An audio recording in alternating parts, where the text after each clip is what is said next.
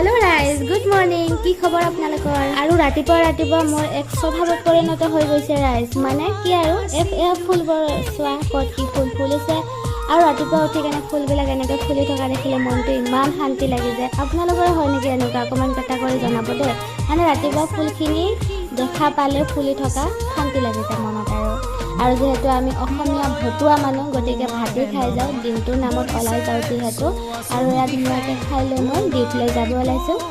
আৰু ৰাইজ আজিও টিফিন নিয়া নহ'লে আৰু কেতিয়াবা মানে চটপটা খাবলৈ মন যায় বুট ভিজাই থোৱা আছিলে আৰু ধুনীয়াকৈ বনাই দিছে আৰু দিছে এটা কদ্দে হীৰা জ্বালা দিছে ৰাইজ এটা দিছে পুৰা আৰু মই অৱস্থা চাই চেনি খাই তত পোৱা নাই ইমান জ্বালা দিছে আৰু এইফালে হেৰুৱে ফোন কৰিছে যে আজি চাহ খাই যাম তো ঠিক আছে চাহ খালোঁ তেনেকৈ আৰু মানে দেখা পালোঁ যে তাইও য়েলো পিন্ধিছে ময়ো য়েলো পিন্ধিছোঁ আৰু মানে ৰাইজ বহুত আমাৰ এনেকৈ মিলি যায় তাই যিটো কালাৰ পিন্ধে ময়ো সেইটো কালাৰে মানে পিন্ধো মানে নকোৱাকৈ এনেকৈ মিলি যায় আৰু আমি এনেকৈ চাহৰ আড্ডাটো মাৰিয়ে থাকোঁ মাজে মাজে আৰু যিহেতু